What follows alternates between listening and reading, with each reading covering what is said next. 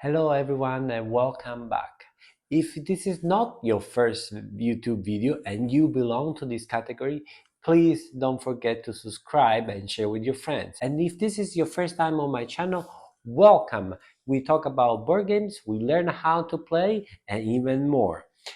In today's video, I'm going to mention my top 10 strategy game. What is a strategy game? Well, I don't know exactly what the definition of strategy game is, but I will put in the class of those games where the luck element is very little and where you have several paths to victory, and it's up to you how to find the best and most optimal way to get to victory. There might be some overlap with tactical games, but definitely these are strategic, so you can plan ahead, and what the opponents do may change your strategy a little bit, but not too much. And again, it's more an efficiency puzzle. Find the best way with what you're given and eventually win the game. So in this class of games, I try not to focus only on the Euro game because those definitely are strategy.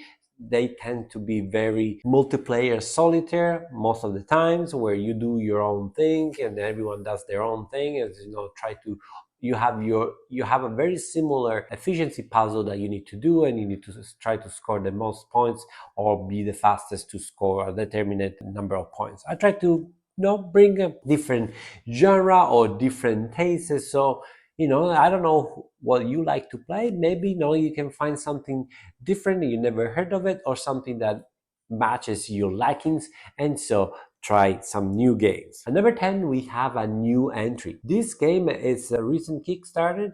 Not many people talk about it, and that's also one of the reasons I put it at number 10 and why I'm putting it here, because I hope more people will enjoy this type of game. And this game is Everbloom by Nirvana Games. In Everbloom, you are a pollinator going around the planet grasping pollens, and then with the pollens try to lure creatures, and those creatures will score you points. These creatures are beautiful cards, and those cards will go into your tableau, and there's a little bit of set collection, and then you try to score the most points comparing the type of animals that you have, compared with the opponents, and the timing when you score it. Here, why it's a strategy? Because there is a area control or worker placement game. In Everbloom, everyone has a number of chips. The factions are asymmetrical, so not everyone has the same type of chips, but usually have a value of 1, 2, 3, and 4. And when you do, you place a chip on the board, and on the board you fight for cards. And the value of your chip, the higher is the value of the chip, the higher are the chances that you're going to win that card. And those value indicates how many pollinators you're going to contribute to try to acquire a specific card. If you get the card, great. If you don't get the card, the pollinators will go in another area and they will allow you to do other stuff. They will allow you to score points on your card. And that's where the strategy is not only do you want to get cards, but you also want to lose some cards, so you have pollinators in the biomes, so from those biomes they can allow you to score points. So this is the interesting puzzle that you have. How can you balance these two things that you want to achieve: get cards and bring pollinators here? And at the same time, you have opponents fighting for the same cards, and so there is a little bit of tactics perhaps, or try to read your opponents which cards they are interested, and try to perhaps put pollinators there, so that you're going to lose the card, but sometimes you end up winning a card that you didn't want it to, and you have left with less pollinators to score cards on your tableau. It's a beautiful game. It's very easy to play. It's very quick. I really like the art, and there's also a little bit of an engine building, so the more cards you have already on the tableau, the better it becomes throughout the game. Very, very interesting. I know it's hard to find. I hope there's going to be a new Kickstarter, or maybe there's going to be a wider release. And at number 10, Everbloom. At number 9, we have a game that is growing on me. Really, I remember the first time I played, I was kind of, I don't understand it. And then I played more and more, and it's something that really just with my style. And this is Tapestry. Tapestry is an abstract civilization game. And what I like about Tapestry is that you have a board and which you can populate with technology, you can populate, you also have a special race or civilization that gives you special power, and you have these tracks of resources that indicates how much you can do. You need to spend resources to do things. And so here the puzzle is how to extract the most of it through those actions. Because you take an action, that action may trigger you to do something else, will give you extra resources so you can do more stuff. You can explore, and by exploring you find more resources and you can do more stuff. So, and what I like also is that the cadence and the pace for all players is different, because everyone has utilized resources in a different way. Everyone has spent their resources at different time, and so you may finish a round, which is called era, before someone else has done it, and so you can go to the second round of the second era and you have still someone on the first era. This is not the first game that does that, and it's a mechanism I really enjoy. Be that player. Now I'm behind time speaking in the relative to the game, but I know, because I'm happy because I'm doing better than others, I'm doing more things than others, or the opposite, I'm really ahead, so I'm already at the second round and people are still at the first round, but I did this because I'm banking, I want to cash something, I want to achieve a goal before anyone else, and then slow down on the second layer. Very, very fun game. Yes, is it abstract? So there's not much theme in this. It's all pushing tracks and try to achieve goals, which is fine. To me, it's very interactive as well because there's a central board where you can fight, but it's fine. I really, really enjoyed. Number 9, Tapestry. And number 8, we have another new entry. This game entered my front door just a month ago, and really I think it's gonna stay here for a long time. And this is Cretaceous Rail. This game is massive, and in this game is, I found it's like a mix of to Ride and Dinosaur Island. My wife disagrees on that, but I feel like you can see those similarities. Why I say that? Well, you have a board which represent your theme park or your dinosaur park, and you want to collect dinosaurs, you want to collect trees, and you also have some extra venues or extras facilities to attract visitors, which will score you points. And in doing that, you need to construct a rail through the map and collect dinosaurs and collect everything you need. And if the dinosaurs surrounded by jungle, you need to remove the jungle. And so to me, this is the Ticket to Ride part. You know that you need to collect the point A to point B as you would do in Ticket to Ride. So you are laying down the trains as you do in that game. But on the side, you need to do all other stuff. You need to take the dinosaurs, you need to take the visitor, and you are restricted to the length of your train, which you need to also take care of and build and make it longer. So throughout your action, you can collect more things before you are loading. A loading is almost like a passing a turn to empty the train and collect more stuff afterwards. And you do all this via a very interesting mechanism. You have a grid of 3 by 3 tiles which represent your actions, and you have a little pawn which represent your executive, which your worker, and you place it up between 2 tiles, and those are the 2 actions that you're gonna take, and you can take in any order.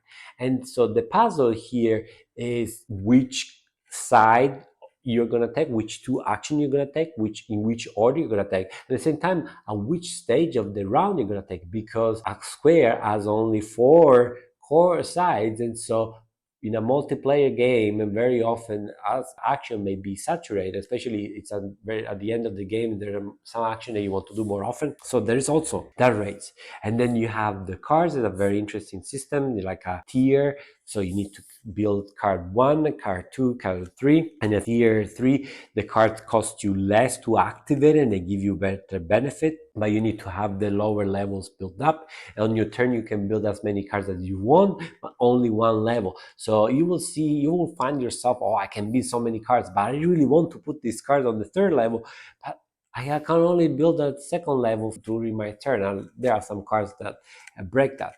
Very fascinating. It's a beautiful look, in my opinion, and it goes very well, very smooth. This is Cretaceous Rail. And number 7, we have a pickup and delivery game, and this is Maglev Metro. Maglev Metro, you are building the metro of Berlin, London. I think now there are more maps, but I'm happy with the base game. In what you do, you are going and pick up passengers and deliver them to specific location that they want to go. Then there are also some more standard passenger, bronze, silver, and gold. This can be delivered, and when you deliver, you bring it to your board, and that will upgrade your board. When you upgrade your board, you upgrade how many tiles you can lay, you upgrade how many passenger you can carry, how easy it for you is to U-turn. There's some movement restriction, and it's a very fascinating puzzle. You have this board that is growing. There are some special passengers that they don't show up very often, that are very powerful when you put them in your board.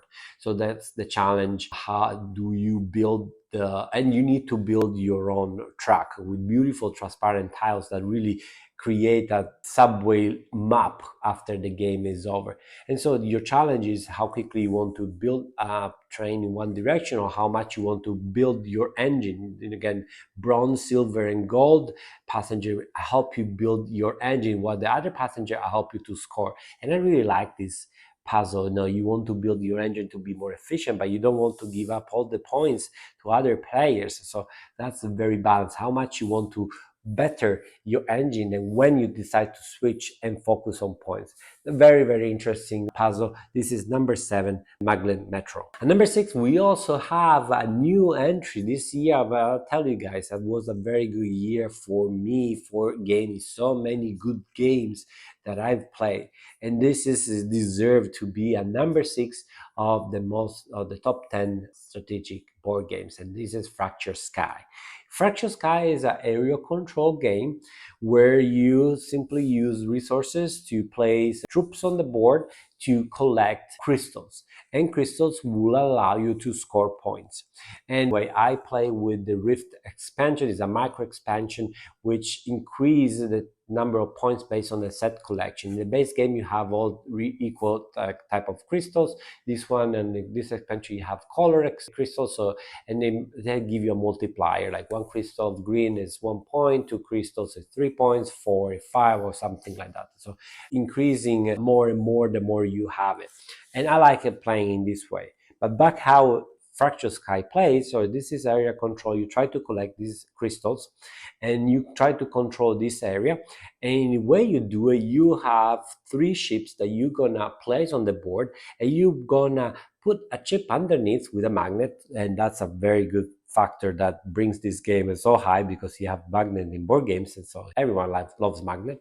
So you put this magnet underneath your ship, and you bring the ship on area, and essentially you are bidding for that area. You have values from 0 to 10, I believe, or more, or no, 0 to 10, and you are bidding. And also there's a limitation that the sum of your bid cannot exceed, I believe, 11 or something like that, or 10. So if you exceed that, you're gonna be penalized. And there are some chips are marked. I think the 0 and the 10 are marked. So in what you do is that the opponents, when they see that chip mark, they don't really know what you are bidding. It could be 0, could be 10. Why is that important? Because throughout the game, you can pick some cards that will tell you where the crystal gonna show up. That's an action that everyone is gonna take. And so if I see Bob putting that marked chip with the black dot, which if the value is hidden by the ship, but I can see the corner that is black. Bob has just seen that card at the table. Does he know there's a crystal showing up right there? And so he's bidding very high, so I should load my troops there, or he's bluffing. Now there's this very nice interaction. Hy-Vee Studios, which is the publisher of this game, like this kind of deduction of social interaction between players. And in these games comes very, very well. It's a little bit thinky sometimes, because you're trying to read your opponents. By knowing the cards that you have picked, you can deduce where the crystal may show up. Sometimes you gamble. And the thinky part is how to place the bid and how to induce your opponents to believe that you are bidding certain amount of points or in a specific area which you are not. Very, very fun. And number 6, Fractured Sky. And number 5, we have Dune Imperium. Dune Imperium is a worker placement game with deck building. I don't know anything about the movie, but I can tell you this game is fantastic. So that's to tell you that the game is so good that you don't need to be connected to the to appreciate. It really is a standard deck building, a starter worker placement game, but put together is a unique game because your cards, which is your deck, will tell you where you can place your worker, and you're trying to get better cards to have better option to get those people, those workers on the board. In the meantime, you have tracks that you are racing for points. You have another area where you are fighting for goals. There are battles that are going to happen, and based on where you're first, second, or third, you're going to score bonuses. And you have also an area where you're going to have spices, which is most of the resources to do things, and it is a race to 10 points, and I like racing games. So this is a very nice balancing act, how much you need to expand your deck, which cards you want to do, which tracks you're gonna focus, when to pivot, when to try to snitch a point in the battle, or when to try to snitch a point on the track. You may or may not know, but Dune Imperium has two versions, I guess. One is Dune Imperium, one is Dune Imperium Uprising. I highly recommend to play the Uprising because as that extra rules, they're almost identical, but these are extra rules that make the game definitely more fun and engaging. At number 5, Dune Imperium Uprising. At number 4, we have another new entry. I told you it was an excellent year for strategy game, and this is Ostia. In Ostia, you are trading in the Mediterranean. The theme sounds very boring, but the real nice puzzle is your board. Your board has actions, and you have ships that you need to drop or move in a Mancala mechanism. That means you take all the ships that you have in one quadrant of the board, and you drop it one by one around the board, and where you drop the last ship, that's where the action you're gonna take. The twist is also that the ship that you remove from the quadrant, that quadrant is going to produce resources equal to the number of ships that you have picked up. So the action that you're going to take and the resource that you're going to generate, not always, very rarely they're going to match. So you're going to take an action, you're going to produce resources to another different place, and to do actions, to perform an action, you need resources. So you need to plan 2-3 turns ahead if you want to do something, because you need to think about how you're going to move those pieces to have the resources or the correct number of resources for the action that you want to do. And there's a 6th action that is magical, doesn't produce any resources, but essentially allows you to do 2 actions in a row, maybe 3 if you have enough boats to do, or actually I should say maybe 4 if you have enough boats to do a complete loop to the board and end up again in the quadrant that you were at the beginning. Fantastic game. Is also some sort of racing through the Mediterranean, scoring points, it's collecting. You can score points by collecting people. There are many different ways to collect points. Fantastic games. Number 4, Ostia. And number 3, we have a worker placement game with track or time mechanism. In this game, which is Arborea, you send your villager to explore the world Arborea to try to revive, get new critters back in, because this world was destroyed by some bad gods. Now you're trying to please the good gods and try to get the creatures back to create a new biomes and have your planet flourish again. You send your villagers to do that, and you can send them to trucks, and you can do 2 things. Either get off of the trucks and do all the action below or above the tracks that you have, or leave them on the track. And when you do that, the tracks move based on how many of your villagers are there, and it will keep moving when other opponents will their villagers on that track. And what you do by waiting and waiting is that the action or the number of action you can take and the quality of those actions will get better and better. So there is that balance, how much you want to do now and how much you're willing to wait to do something cool to get something great. And also the cool mechanism or the cool mechanics that you have is the sharing resources. To get creatures, you need to spend resources, and you gather resources through going through this path. But the resources that you have generated are put together in a pool that are indicated by two tokens that they can separate. At the end of your turn, you can decide to use those resources to basically claim a card, complete a card. So you spend resources to have one of those animals in your biomes, or you can pass. If you pass, those resources remains there, but you get victory points. Very, very cool mechanism. There's that very nice interaction. You get do you want to spend resources to do something, or you want to get the points? Always interesting puzzle, beautiful components, perhaps a little bit small iconography, but excellent table present. Number 3, Arborea. Number 2, we have or I think now is a modern classic. So many people played, has been in the top 10 games of all times for many years, and this is Scythe. In Scythe, you are competing for area control, resources, and also objectives.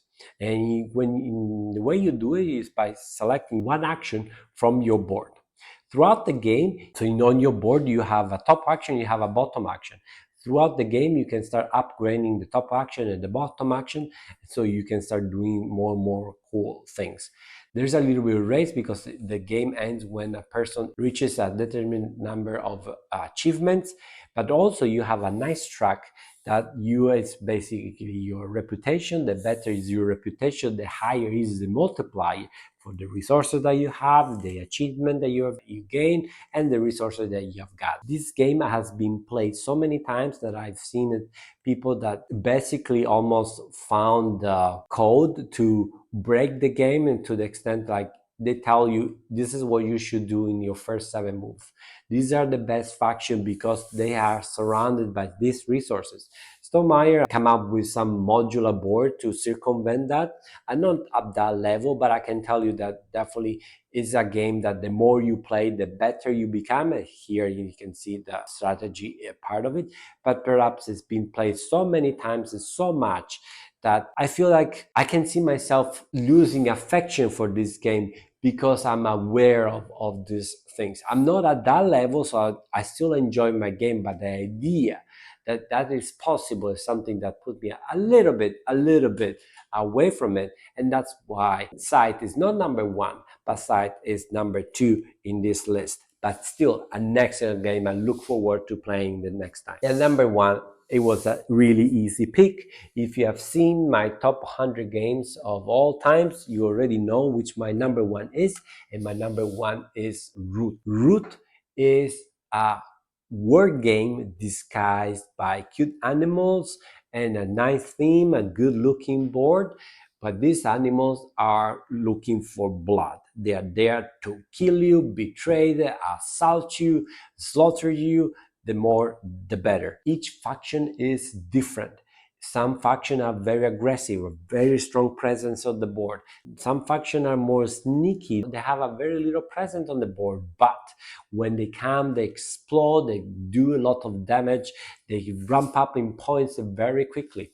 And so what I like about this game is really your ability to adapt what is happening around the board. So there definitely is very tactic at the same time, but also you have faction that needs to achieve certain things. So you have certain restriction that you need to work with. And I think, yes, you may or may not agree with me that the faction are quite balanced. I think they are balanced. It's just a matter of the player, that the experience that they play. There are factions easier to play compared to other ones, and definitely also depending on the faction playing at the same time, some may have an advantage against the others, which doesn't bother me. But I know people have played this game so much that they know that very well, and this game has grown beyond my capabilities, but still look forward to the next expansion, look forward to any new product. I love the app. That's the best way to learn the game, is by playing the app. It does everything correct. It teaches you the game very well. And so this is the game. You have different factions racing for 30 points. Another aspect that I like is these racing elements. It's not just who have the most points wins. No, it's whoever gets to 30 points the fastest. And there's this constant interaction. We need to beat up the mice, and then we need to beat up the birds, but we need to pay attention to the raccoon, the vagabond, because he doesn't attack anyone, but he scores all those mission cards and he can get so many points very rapidly. So we need to keep an eye on that. There is all this communication about the player, very, very much interactive. Can play with 6 people at the table within 2 hours for something really, really epic. This is an amazing game, my number one, Root. And if you made it that far to these videos, thank you very much for watching, and please don't forget to subscribe, like, share with your friends. You know the drill. This is not your first YouTube video, am I right? Thank you very much, and see you next time. Ciao.